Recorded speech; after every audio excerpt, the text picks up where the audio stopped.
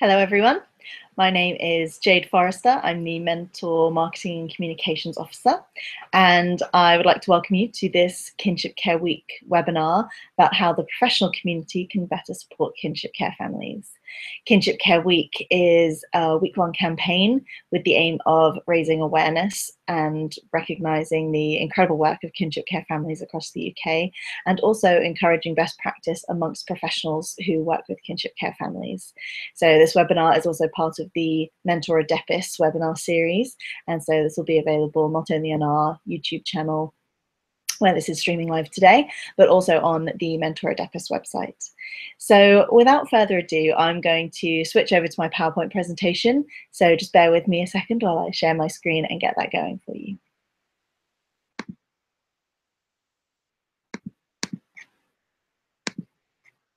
Okay, here we are. So if you would like to get into the online conversation around Kinship Care Week, you can see our hashtag here, and you can tweet your comments, questions, resources, etc. using that hashtag on Twitter, Facebook, anywhere where hashtags exist, you can pretty much use it there. So let's get started. Today, we're going to do a brief introduction of Mentor, Evidencebased, and Kate. Many of you will have been to other seminars and logged on to other webinars that we've done, so I'm sure many of you are familiar with our work. But I'll just do a brief introduction before we do a definition of kinship care and an outline of Kinship Care Week. We're going to then look more deeply at what kinship carers' needs are, especially around substance misuse in children and young people. We're going to get to know a bit more about drugs and alcohol and their impact on young people, and then talk about why awareness of substance misuse is so important for kinship carers. So, who is Mentor? Well, our mission is to promote the health and well-being of children and young people in order to prevent drug and alcohol misuse. For 17 years, Mentor has developed specialist knowledge and experience in delivering prevention programs that prevent and reduce risks, especially around alcohol and drug misuse. But our work is really threefold. We have our programs, which working with schools to local communities, families such as kinship care families. But we also have a lot of our work that is based in research, that is housed in the Evidencebased work and Kate as well. And then we also have our policy work and advocacy, where we work with key stakeholders in government and with local authorities to try and promote best practice in prevention nationwide. Now, our research base, housed in Evidencebased, helps us build the basis of what works in prevention. So we draw upon the best international scientific research available to inform all of our work and to help influence policy related to prevention. Now, evidence is crucial to our work because it helps ensure that our programs are effective, and it also helps us remain accountable and credible to other stakeholders, funders, commissioners, etc. Evidencebased is publicly acknowledged as the leading source of evidence-based resources for alcohol and drug prevention for schools. And in 2017, Evidencebased was recognized internationally by UNESCO, UNODC, and the World Health Organization as a prime example of best practice in alcohol and drug education. In 2015, we expanded Evidencebased to include the Centre for Analysis of Youth Transitions, which includes a database of impact studies of prevention programs. Now, the aim of the Kate database is to draw together more evidence on what works in terms of policies designed to assist young people in their transitions from education to work, as well as reducing engagement in risky behaviours. At Mentor, we're determined to bring evidence-based practice to mainstream education, and we are doing this through the delivery of free regional seminars that explore best practice in prevention. And this includes Kate seminars, where we showcase the quality assessed programs housed in the Kate database.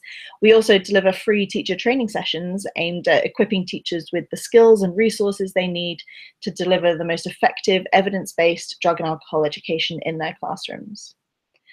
We're also leading a group of educational leaders, practitioners, and policy influencers that we call collectively the Mentor Community of Evidence-Based Practice.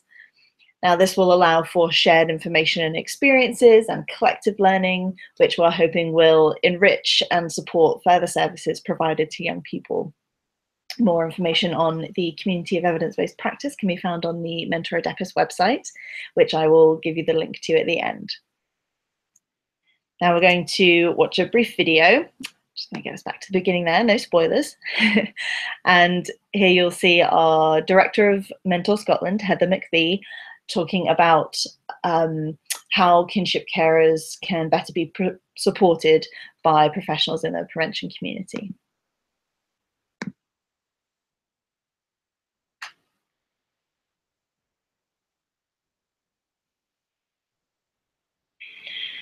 Kinship care is where a grandparent, aunt, uncle, brother, sister takes on the care of a child because their parents aren't able to do so. Kinship care has come to the forefront over the last number of years, more so because of the support needs and the number of kinship carers that are actually occurring across the country.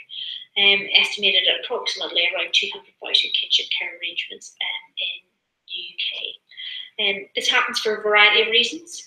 It can be through just the death of a parent, but it can also be due to mental health issues, other illnesses, or unfortunately drug and alcohol issues, which unfortunately takes up around 60 to 70% of the cases of kinship care.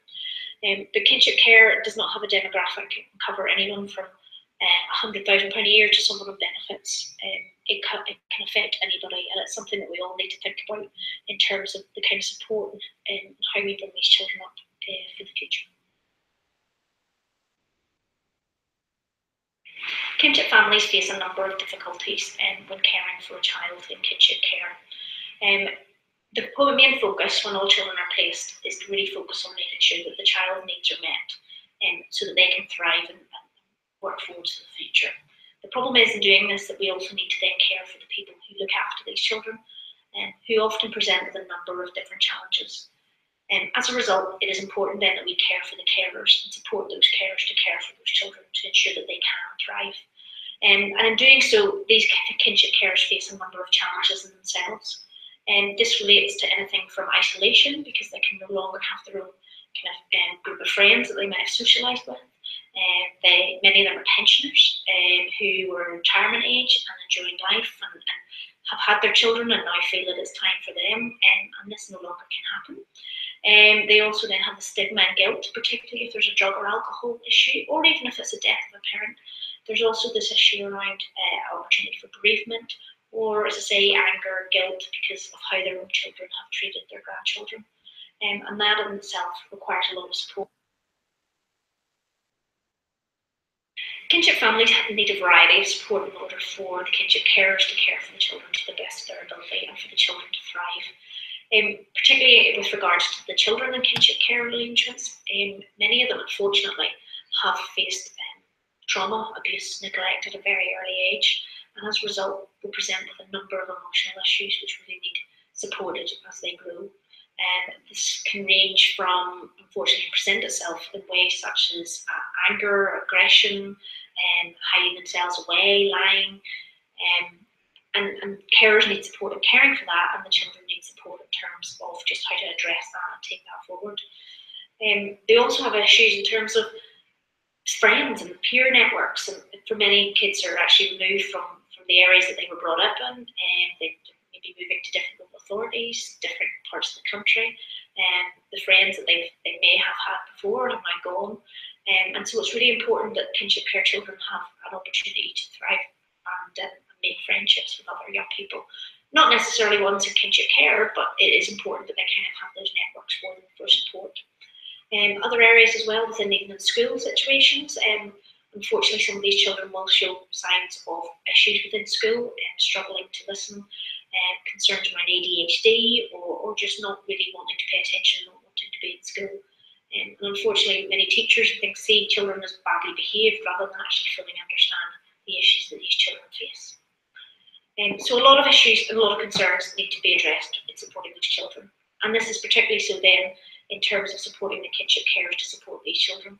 The carers themselves need to be supported. Their isolation needs to be addressed, so linking them into support groups, meeting other carers who have been in these situations, getting to learn what kind of things and hints and tips that they can take to support the children, and linking them into community services, what's available, because there is a lot of support out there for kinship carers, but they actually don't realise that that support is for kinship carers, particularly when they see signs saying parents.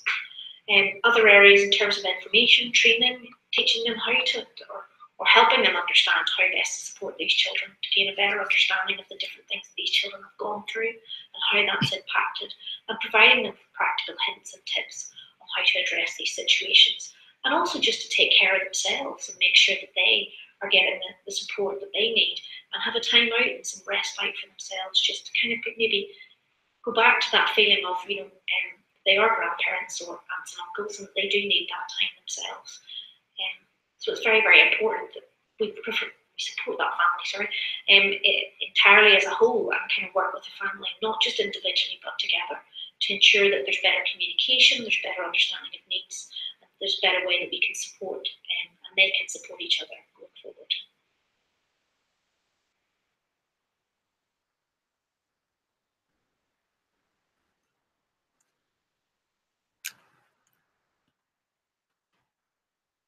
Oh, my apologies there. Getting that back up. Right, so thank you, Virtual Heather. So that video is also available separately on our YouTube channel. You can find that on YouTube. But Heather really goes into a lot of issues there as to how professionals can better support kinship carers. So we're just going to dig into a few of those issues now, as that was a lot of information to take in just a short video. So very briefly, what is kinship care? As Heather quite rightly said, it's an arrangement where a family member or a close friend will care for children when their parents are unable to do so. Kinship Care Week was launched by Mentor in order to recognise the work of kinship carers, raise awareness of kinship care in the community and of Mentor's work with kinship care, and to promote best practice amongst professionals supporting these families. And the week will culminate in a BBC Radio 4 charity appeal broadcast presented by Baroness Susan Greenfield. So if you are able to tune into that, then please do so. If not, it will be available on the BBC Radio 4 website. We know that parental substance misuse has a huge impact on children in kinship care. As Heather said, one of the most common reasons for children going into kinship care is parental alcohol and drug abuse, which accounts for between 60 and 70% of children in kinship care. So why is it important that we understand this? Well, we know that drugs and alcohol can affect children and young people in many ways. We know that it can contribute to poor judgment, bad decisions. It can increase your engagement in risky behaviors, such as getting into fights or accidents. It can damage a growing body and developing brain, and it can lead to addiction during adolescence and further on into adulthood. Although the evidence does suggest this doesn't happen a lot, it's still an issue to be aware of in the periphery. So what about Mentor's kinship care work? Now, we know that the role of kinship carers is really vital in keeping children safe from drugs and alcohol. Their attitudes and behaviours can help shape young people's views on drink and drugs, which can keep them safer as they grow up. So why are we here? Well, a recent study found that 77% of kinship carers have asked for professional support as they have entered their role as a carer, but only a third have gotten the help that they need. Now, these figures need to be improved. I think we can all agree on that. And we are doing a disservice to vulnerable families who do not know where to turn to if only a third of those who need help are getting it. So there are a range of needs that we need to be aware of when helping to support kinship care families. So what do they need practically? What do they need emotionally? What do they need financially and legally? We need to be thinking about this whole range of ways that we can recognise and address their needs. So on the practical side, we need to think about supporting them in developing their knowledge around key issues. Now, whether that's about drug and alcohol misuse, whether that's about grief and bereavement, talking to children about parents being in the prison system, etc. We need to know and understand the situation the family is in and make sure that the carer feels confident and comfortable talking about these issues with their children. Now, as Mentor is a prevention charity, we primarily support families who have been affected by substance misuse. So we provide advice on how to talk about substances with children and young people. We also provide education and training, or we can signpost to other organizations that provide this. We also know how to support families if they're concerned about their child's behavior. We need to offer opportunities for peer support and one-to-one support, as well as helplines and a point of contact, making sure they know where they can turn if they need help and support. And there are always lots of other resources and other information that they may need. So really just being a wealth of information and resources as best we can be some of the ways that we can support their practical needs on the day-to-day basis. Now, it's clear that kinship carers need access to the same levels of support and resources and advice that foster carers receive to be able to fully support the children in their care. However, this often isn't the case. Policies across different regions vary, with some offering more support or easier access, but we need to make sure that wherever we can, we are filling in those gaps where there may not be as many formal structures in place to support them. In terms of emotional support, children who are looked after by kinship carers due to parental substance misuse may have also been subjected to other traumatic experiences such as domestic violence, abuse or neglect, parental imprisonment, or even bereavement. So the first thing to bear in mind when we are supporting these families is to approach the situation with empathy and gentleness. Compassion is the key here. We need to make sure that we are supporting their emotional needs. We are being encouraging and positive and trying to see ahead into a brighter future. We're making sure that they don't feel alone and that they know that that support is there at all times. And also encouraging them and making sure they see that they can make a positive difference. As we said, the role of kinship carers, just as with parents, is huge in shaping the attitudes and behaviors of young people.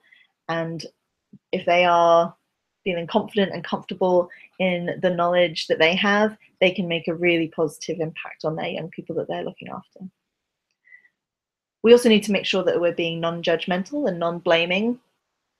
As Heather mentioned, a lot of kinship carers are already feeling a lot of isolation and stigma and guilt, possibly anger, depending on what the situation is that led to their kinship care arrangement. They may be feeling grief. So we need to make sure that we're not adding to that emotional stress and just coming at the situation with as gentle and non-judgmental an approach as possible. There are two really important things that we have to make sure we communicate to kinship carers. Number one, that they didn't cause the situation that they found themselves in. They didn't cause their child to have problems with drugs and alcohol, and neither did their grandchild or the child that they're caring for. And also that the carer and their children can't cure the parents' alcohol and drug problems, but they can encourage them to seek treatment and support. And we, as the professional community, can support them in that as well. If need be, we can signpost them to the relevant services. Now, on the financial side, this can be a really difficult area to support any family, particularly kinship care families. We need to start off by just helping them understand what kind of carer they are and what kind of support there is.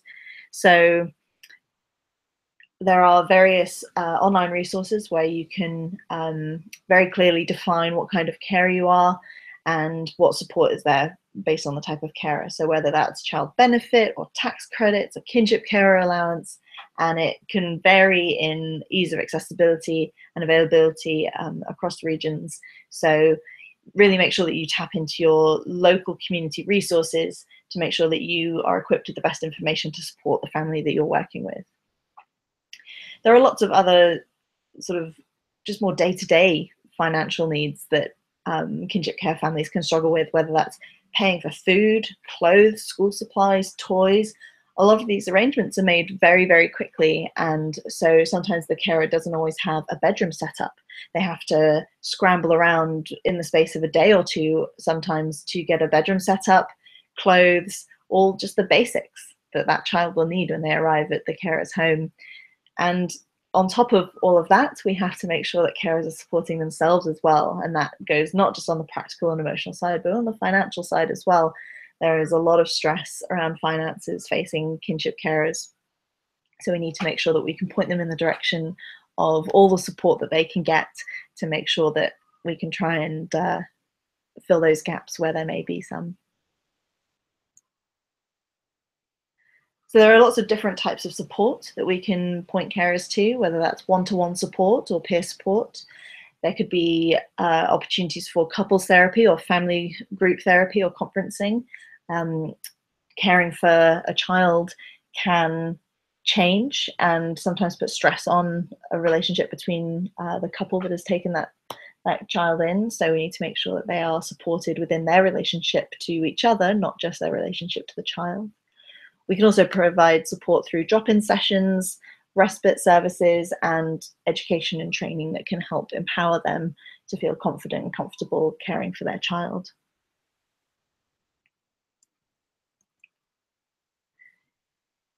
So now we're going to look a little bit more at the specific issue of drugs and alcohol and how it can affect kinship care families.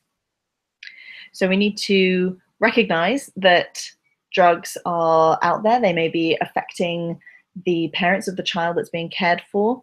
It may be a running family problem, but we need to start off by making sure that we tell carers not to panic about issues regarding drugs and alcohol, and also to remember that most young people don't take drugs. That in fact 79% of young people aged 11 to 15 say they've never taken drugs.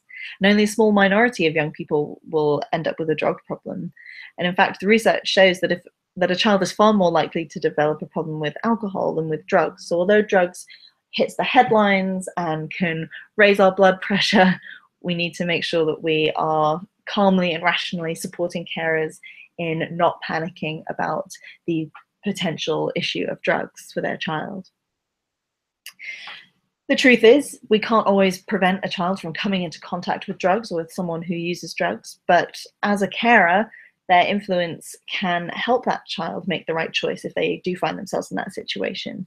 So we can also support carers in making sure they know as much as they can about drugs and encourage them to talk openly with their child about the risks in an age-appropriate and culturally appropriate way.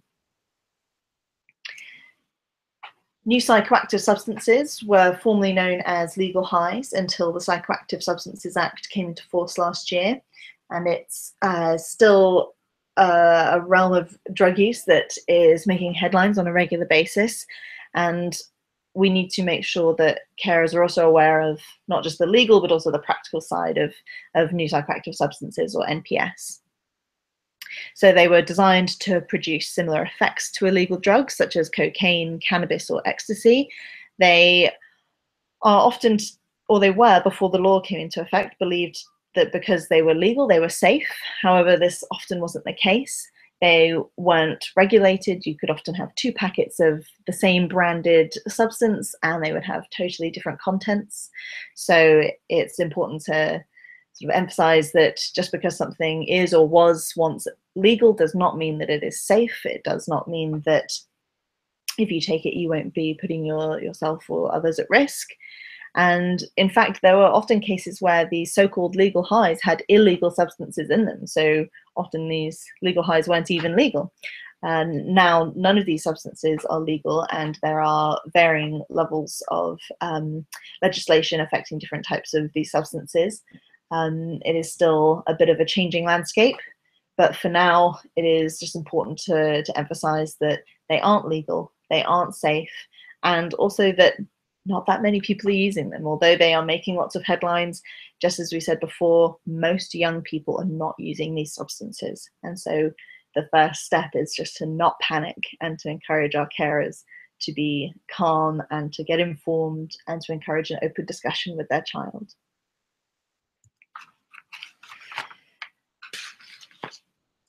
So here is the statistics of legal high or new psychoactive substance use from the crime survey for England and Wales last year, and also the smoking, drinking and drug use survey, which is done almost every year. The most recent one is from 2014. So here you can see how low these percentages are around use. We have fewer than 1 in 100 adults had used an NPS, and around 1 in 40, less than 3% of young people had taken an NPS in the previous year. In terms of awareness, if you look in the bottom left corner here, only half of pupils had even heard of legal highs. And in terms of prevalence of use, only 2.5% of pupils had reported ever taking a legal high. So as you can see, the amount of media coverage and hype does not always correspond to awareness and prevalence of a substance. So alcohol is, without a doubt, the most commonly used drug. It is one that is used by young people and adults alike. The risks and the effects of alcohol are fairly well known, but it is still important to have an open and ongoing conversation between carer and child about alcohol. So more and more young people, interestingly, are choosing not to drink alcohol or are waiting until they're much older than previous generations. However, this is important to bear in mind, those who are drinking a lot more than 10 years ago. So for some, drinking may equal the same as getting drunk. So we need to make sure that we are aware that although many people are waiting until they're older or not drinking at all, for those who are choosing to partake, it's in a much riskier way. Young people's attitudes towards alcohol can affect the likelihood of them drinking. So for example, children are much less likely to drink if they have heightened perceptions of the harms of drinking and negative expectations of alcohol. For example, they know that it leads to difficulties with their friends, or it might negatively impact their schoolwork.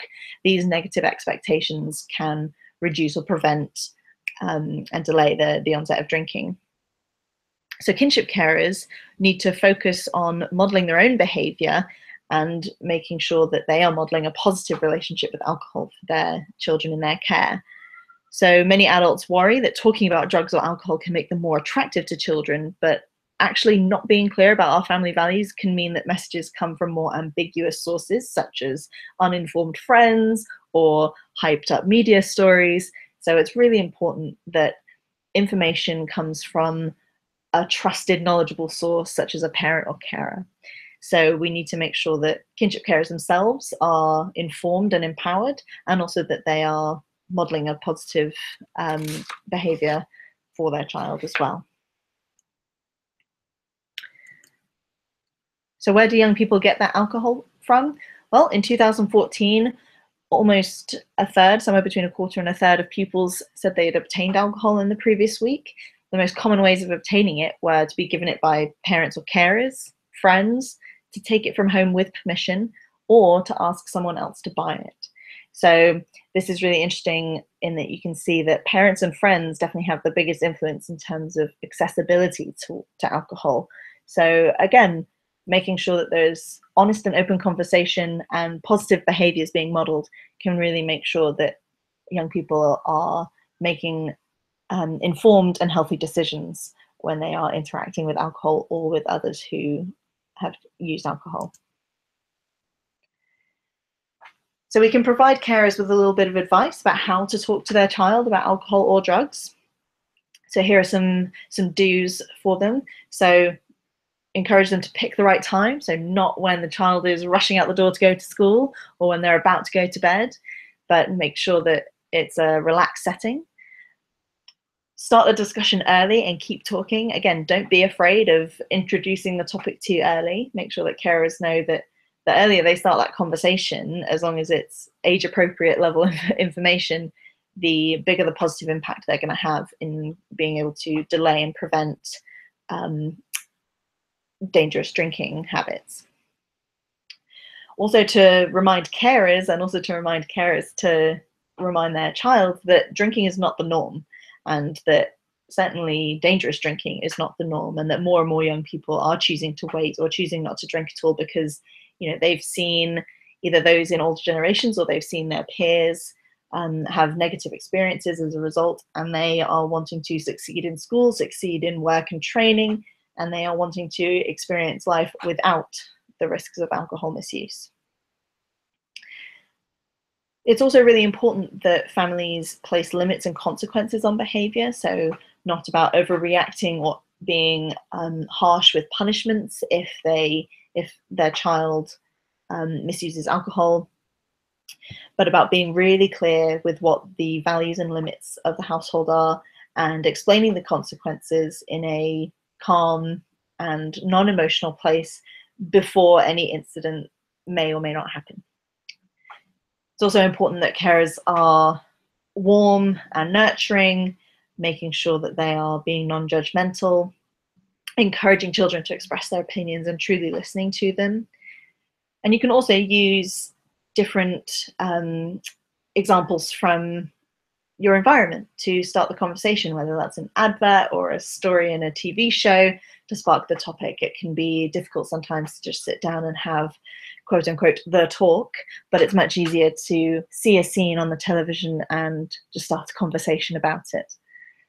You can also ask what they've learned about drugs and alcohol at school, and it will also help carers better understand the education they're getting in the classroom and where they may need to supplement that at home. Now, those are all the things to do, and here are some things to really advise carers not to do. The Just Say No campaign is famously ineffective, so try and encourage them to stay away from the Just Say No mantra. Don't exaggerate the harms or use scare tactics. What happens is a child will hear something that's been exaggerated or is overly scary, and they will know from their own experience or from friends' experience that that might not be true, or is only true a tiny handful of the time. Sorry. So what it will do is it will lose the carer's credibility. So then when you are then trying to give them valuable information, all they're going to think is, well, you're trying to scare me before, why should I listen now? So it's important just to be honest and open about the known risks and not to exaggerate what may happen in the worst case scenario. It's also good not to try and get everything across in one go, which I know we're doing here in this webinar, so do not model this presentation. Lots of small talks are better. We know that intervening little and often is much better than just sitting down once and unloading a whole lot of information onto someone. So again, whether that's using an advert or a TV show or just an opportunity around the dinner table, having lots of little conversations are much more effective and will have a positive influence on the child's attitudes towards alcohol and drugs. We're also encouraging carers not to interrogate their children about what they've been up to when they're not around. We need to encourage trust in order to continue to have honest conversations. And also not to panic if the child has misused alcohol or tried drugs, but to be calm and nurturing and encourage them to talk about their experience and make sure you're listening to them so that you can better support them. So some recommendations for carers that we give to our professionals who are supporting these families is that carers can know that rules and boundaries around drinking mean young people are less likely to get drunk. So it's very simple. It's not, as some may believe, that if you are in a very strict household that every child in that household is going to rebel and go off the rails drinking and doing drugs, but actually firm, loving boundaries and rules are really helpful and really encourage young people to make healthy choices for themselves. So it means that kinship carers should set clear boundaries and reward children if they stick to them. And if they break the rules, consequences should be consistent and fair and not overly punitive. So if a kinship carer is concerned about their young person's alcohol or drug use, we can encourage them to get information from sources with specialist knowledge, whether that's online or in person. We can also make sure that they're getting support for themselves as well, finding someone they can talk to and they can trust to discuss the issues that their family may be going through. So Grandparents Plus has the Kinship Care Guide for England, which is a vital resource written for kinship carers with the help of kinship carers themselves. It's also designed to be useful for social workers and other professionals working with special guardians, grandparent carers, and other kinship care families.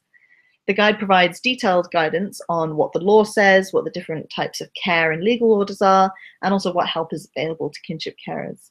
So this care guide is available on the Grandparents Plus website and can be ordered directly from them. Mentor has also developed an alcohol and drug guide for kinship carers that looks more specifically at issues around substance misuse. This is available from Mentor's website under Info and Advice for Kinship Carers. And we also have the Kinship Care Guide for Scotland. Now, some of the legal and financial advice in this guide won't apply to kinship care families in England, but a lot of the more general advice and support will apply no matter where the kinship care family is. So again, this is available on our website just from the main menu. So you can go to mentoruk.org.uk to find that resource as well. Now, there's a whole wealth of other resources and advice out there. I can't go through them all in detail, but we have different types of organisations that can support kinship care families, ranging from organisations that work directly with adoption and fostering and care arrangements, such as Grandparents Plus, Fostering Network, and Family Rights Group.